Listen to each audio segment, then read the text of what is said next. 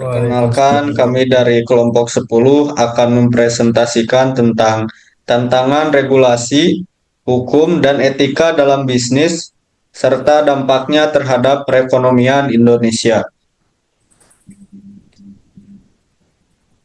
Sebelum lanjut ke presentasi, sebelumnya perkenalkan nama saya Firmansyah dan rekan saya yang pertama ada Ahmad Aziz Abdillah, yang kedua ada Titin Suherti, yang ketiga ada Erik M. Suryatama, dan yang terakhir ada Gio Nugraha. Pembahasan yang pertama yaitu latar belakang. Perekonomian Indonesia terus berkembang di tengah berbagai tantangan, termasuk masuknya investasi asing, persaingan bisnis global, dan kebijakan hukum yang mempengaruhi sektor usaha. Beberapa kebijakan seperti CAFTA atau China ASEAN Free Trade Agreement dan Omnibus Law memberikan dampak besar terhadap keberlangsungan UMKM serta tenaga kerja di Indonesia. Di sisi lain, perkembangan bisnis online menuntut regulasi yang adaptif agar pelaku usaha bisa berkembang tanpa menghadapi risiko hukum yang besar. Selain itu, masalah lingkungan dan etika bisnis juga menjadi perhatian penting dalam keberlanjutan ekonomi nasional. Kemudian ada rumusan masalah. Yang pertama, bagaimana dampak liberalisasi ekonomi dan investasi asing terhadap usaha kecil dan menengah. Yang kedua, apakah regulasi yang ada sudah cukup melindungi pelaku usaha dari praktek bisnis yang tidak adil?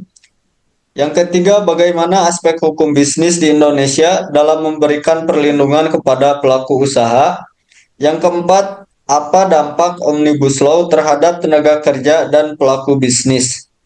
Yang kelima, bagaimana permasalahan lingkungan mempengaruhi regulasi bisnis di Indonesia? Kemudian yang terakhir, bagaimana etika bisnis internasional mempengaruhi perusahaan multinasional di Indonesia? Yang selanjutnya hasil penelitian. Yang pertama, dampak investasi asing. Dominasi supermarket asing telah melemahkan pasar tradisional dan UMKM karena tidak adanya regulasi yang ketat dalam melindungi usaha kecil dari persaingan tidak seimbang. Yang kedua, hukum bisnis dan perlindungan usaha.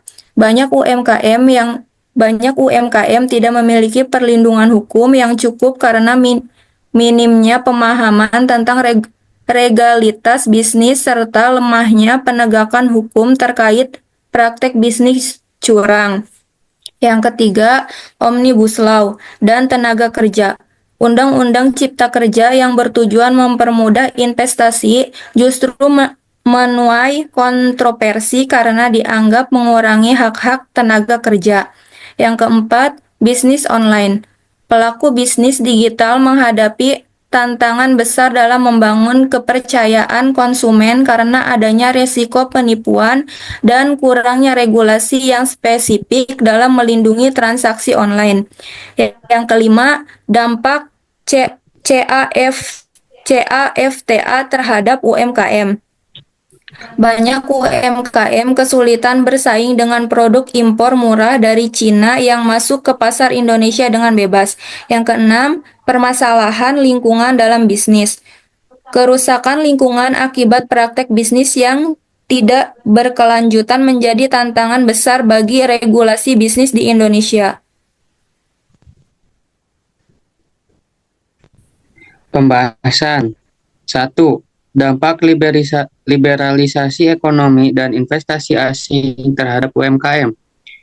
Perjanjian perdagangan bebas seperti CAFTA memberikan dampak signifikan terhadap UMKM di Indonesia. Dengan masuknya produk-produk murah dari Cina dan negara-negara ASEAN lainnya, banyak UMKM kesulitan bersaing, terutama dalam sektor harga. Supermarket besar dan toko modern yang beroperasi dengan skala ekonomi yang lebih besar mampu menawarkan produk dengan harga yang lebih kompetitif. Hal ini mengarah pada matinya banyak pasar tradisional dan pelaku usaha kecil. Keadaan ini menunjukkan bahwa regulasi yang ada belum cukup untuk memberikan perlindungan maksimal bagi UMKM yang seharusnya menjadi tulang punggung perekonomian. Yang kedua, regulasi perlindungan pelaku usaha. Perlindungan pelaku usaha di Indonesia diatur dalam berbagai undang-undang, seperti UU PT atau Undang-Undang Nomor 40 Tahun 2007 untuk kepastian hukum perusahaan, Undang-Undang Nomor 5 Tahun 1999 untuk persaingan usaha ketat, dan Undang-Undang Nomor 8 Tahun 1999 untuk perlindungan konsumen. Undang-Undang Nomor 25 Tahun 2007 menjamin investasi. Sementara Undang-Undang Nomor 7 Tahun 1992 JO, Undang-Undang Nomor 10 Tahun 1998 mengatur perbankan. Dalam bisnis digital, UU ITE atau Undang-Undang Nomor 11 Tahun 2008 melindungi transaksi elektronik, sedangkan hak kekayaan intelektual dijaga oleh Undang-Undang Nomor 14 Tahun 2002, Undang-Undang Nomor 15 Tahun 2002, dan Undang-Undang Nomor 19 Tahun 2002. Jika terjadi sengketa, Undang-Undang Nomor 30 Tahun 1999 menjadi arbitrase menyediakan solusi alternatif. Regulasi ini memastikan bisnis berjalan aman dan adil.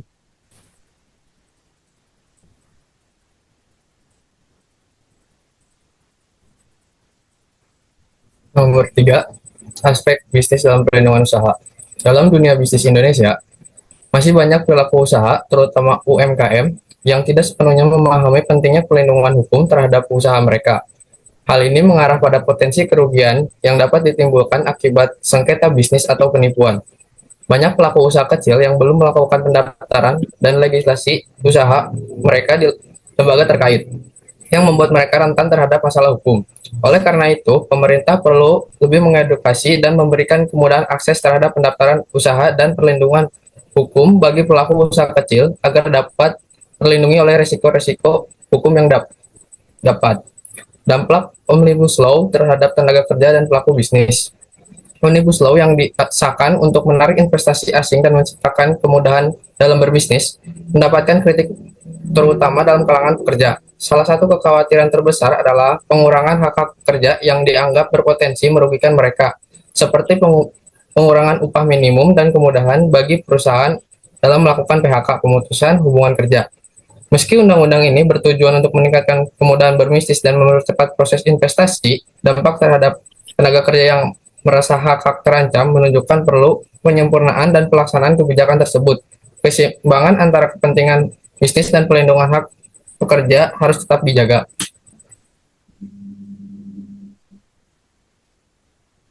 Permasalahan lingkungan dalam bisnis. Indonesia menghadapi berbagai ketantangan lingkungan yang muncul akibat kegiatan bisnis, seperti deforestasi, polusi udara dan air, kerusakan ekonomi, kerusakan ekosistem laut, dan banyak lagi.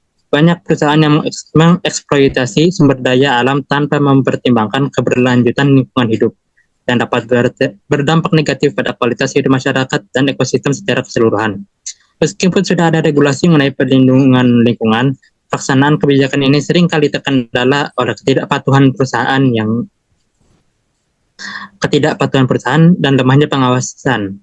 Oleh karena itu dibutuhkan penguatan regulasi lingkungan dan penerapan prinsip keberlanjutan dalam bisnis agar dampak lingkungan bisa diminimalisasi. Pengaruh etika bisnis internasional.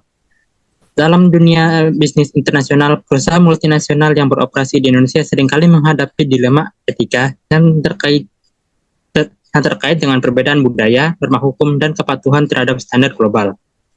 Misalnya, beberapa perusahaan internasional masih terlibat dalam praktik korupsi ataupun pelanggaran hak asasi manusia yang tidak sejalan dengan nilai-nilai di Indonesia. Oleh karena itu, perusahaan multinasional harus lebih sadar akan terhadap pentingnya menjalankan bisnis yang etis dengan memperhatikan hak tenaga kerja, tanggung jawab sosial, serta dampak lingkungan dan operasi mereka. Etika bisnis ini sangat penting untuk dalam menciptakan hubungan yang sehat antar perusahaan dengan masyarakat serta menghindari potensi masalah hukum di masa depan.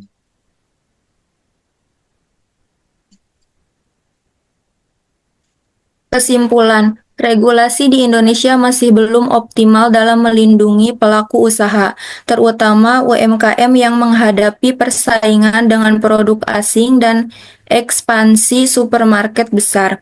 Celah dalam hukum bisnis memungkinkan praktek yang tidak etis, sementara Omnibus Law mempermudah investasi tetapi melemahkan perlindungan tenaga kerja.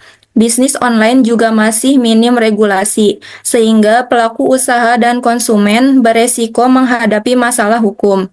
Selain itu, isu lingkungan akibat kegiatan bisnis belum sepenuhnya teratasi karena regulasi yang kurang selaras dengan prinsip keberlanjutan. Perusahaan multinasional pun lebih berfokus pada keuntungan dibanding kepatuhan terhadap etika bisnis. Oleh karena itu, hukum bisnis perlu diperkuat agar dapat memberikan perlindungan lebih baik dan mencegah praktek usaha yang merugikan. Kemudian yang terakhir ada rekomendasi. Pemerintah perlu memperkuat regulasi untuk melindungi UMKM dari persaingan tidak seimbang dan memperketat pengawasan terhadap praktek bisnis yang tidak etis. Omnibus Law harus dievaluasi agar investasi tetap berjalan tanpa merugikan tenaga kerja. Sementara regulasi bisnis online perlu diperjelas untuk melindungi pelaku usaha dan konsumen. Di sisi lain, regulasi lingkungan harus diperketat agar bisnis tetap berkelanjutan dan perusahaan multinasional perlu diawasi agar mematuhi etika bisnis serta tanggung jawab sosial. Dengan kebijakan ini, iklim bisnis di Indonesia dapat menjadi lebih adil dan berkelanjutan. Sekian dari kami, mohon maaf apabila terdapat kesalahan. Ya, Kami pamit undur diri. Wassalamualaikum warahmatullahi wabarakatuh. tuh.